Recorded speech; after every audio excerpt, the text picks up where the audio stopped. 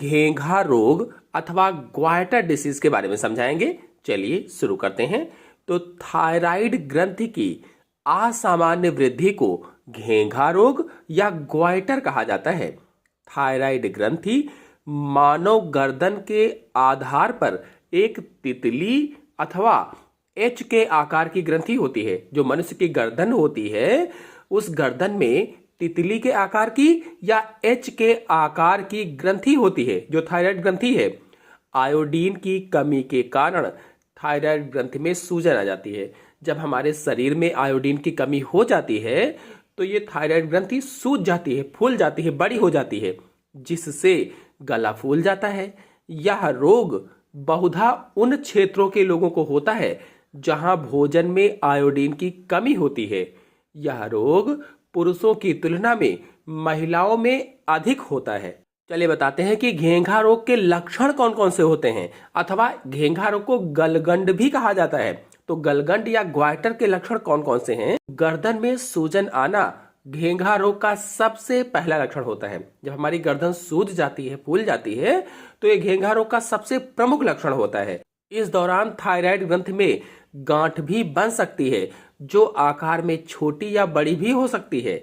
Thyroid में गांठ बनने से गर्दन की सूजन और अधिक दिखने लगती है। घेंघा रोग के कुछ सामान्य लक्षण जैसे निगलने में कठिनाई होना। निगलने में कठिनाई का मतलब यह है, जब भी आप कुछ खाएंगे पिएंगे तो लगेगा कि फंस रहा है, जा नहीं रहा है अंदर, निगलने में कठिनाई होती है। दूसरा है सांस लेने में दिक्कत होना। जब आप सांस लेंगे तो लगेगा कि हम सांस नहीं ले पा रहे हैं, सांस लेने में परेशानी होगी। गला बैठना अथवा कर्कश आवाज पैदा करना। फिर अगला है खांसी होना या कह लीजिए कि खांसी आना। अपनी बाजुओं को सिर के ऊपर करने पर सिर घूमना या चक्कर आने जैसे महसूस होना। जब हम हाथों को ऊपर करेंगे तो लगा हमारा सिर घूम रहा है या चक्कर आ रहा है। तो ये कुछ प्रमुख लक्षण हैं।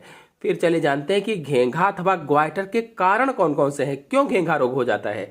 तो यदि आपकी थायराइड ग्रंथि बहुत अधिक मात्रा में थायराइड हार्मोन बनाती है तो उसे हाइपरथायराइडिज्म कहा जाता है। और यदि थायराइड ग्रंथि बहुत कम मात्रा में थायराइड हार्मोन बनाती है तो उसे हाइपोथायराइडिज्म कहते हैं। इन दोनों ही स्थितियों में घेंघा रोग हो जाता है। तो घेंघा रोग होने के कुछ प्रमुख कारण इस प्रकार हैं। पहला है, घेंघा रोग अधिकतर भोजन में आयोडीन की कमी के कारण होता है। अगर हमारे खाने में आयोडीन की कमी है या आयोडीन नहीं है, इन स्थितियों में घेंघा रोग हो सकता है। फिर अगला है गतिहीन जीवन शैली। जैसे आप एक ही जगह पर बैठे बैठे काम कर रहे हैं, कोई भी चलने फिरने वाला काम नहीं है, ऐसी जीवन शैली है जो बिल्कुल बैठे बैठे ही होती है, तो ऐसी स्थितियों में हो सकता है। फिर अगला है जंक और प्रोसेस्ड फूड्स का सेवन ज़्यादा करना। मतलब जो लोग जंक फूड का सेवन ज़्यादा करते हैं, प्रोसेस्ड फूड का सेवन ज़्यादा करते हैं, जो पहले से बने बनाए रखे हुए आते हैं, बहुत दिन पहले से पैक्ड रहते हैं, ऐसी चीज़ों का सेवन करते हैं तो हो सकता है। अधिक तनाव अगर है आपको तब भी घेंघा रोग हो सकता है। अगर आप पर्याप्त नींद नहीं ले पा रहे हैं, यानी सोने का कोई आपके पास निश्चित समय नहीं है, कभी 10 बजे सोते हैं, कभी 12 बजे सोते हैं, कभी 1 बजे सोते हैं, तो फिर ऐसी स्थितियों में भी हो सकता है। मोटापा होने के कारण भी घेंघा रोग हो सकता है। शारीरिक और मानसिक स्वास्थ्य अगर आपका ठीक नहीं है, ऐसी स्थितियों में भी घेंघा रोग हो सकता है। आनुवांशिक यानी पारिवारिक इतिहास, किसी को मैं कहने का मतलब है पहले से ही आपके परिवार में घेंघा रोग रहा हो तो भी आपको हो सकता है। थायराइड ग्रंथि में गांठें होने के कारण भी घेंघा रोग हो सकता है। या फिर एक ट्यूमर या थायराइड कैंसर भी कभी कभी होता है, तब भी घेंघा रोग हो सकता है। चलिए जानते हैं कि घेंघा रोग का निदान क्या है। तो यदि आपको घेंघा रोग है, आपकी थायराइड ग्रंथि कितनी अच्छी काम कर रही है यह देखने के लिए आपका रक्त परीक्षण किया जा सकता है, ब्लड टेस्ट करवा सकता है डॉक्टर। आपकी थायराइड ग्रंथि की संरचना की जांच के लिए डॉक्टर अल्ट्रासाउंड करवा सकता है। यदि आपको अधिक परीक्षण की आवश्यकता है तो आपका डॉक्टर आपसे सीटी स्कैन करवा सकता है, इमेजिंग परीक्षण करवा सकता है, बायोप्सी आदि करवा सकता है। फिर चले जानते हैं कि घेंघा से कैसे बचें, क्या क्या करें तो हम घेंघा रोग हमें ना हो। तो पहला है आयोडीन युक्त नमक का प्रयोग करें। ऐसा नमक खाएं जिसमें आयोडीन हो। नियमित व्यायाम करें, यानी रोज व्यायाम करें। जंक और प्रोसेस्ड फूड के सेवन से बचें, ऐसा फूड ना खाएं ना पिएं। तनाव से बचें, तनाव ना करें। समय पर सोएं और अच्छी नींद लें। अपना वजन नियंत्रित रखें, कंट्रोल रखें, समय पर भोजन करें, अपने शारीरिक और मानसिक स्वास्थ्य का ध्यान रखें। चलिए आपको बताते हैं कि घेंघा का इलाज क्या है। तो घेंघा रोग का इलाज इसके कारणों पर निर्भर करता है, माने किस कारण से घेंघा रोग हो गया है उस हिसाब से इलाज किया जाता है।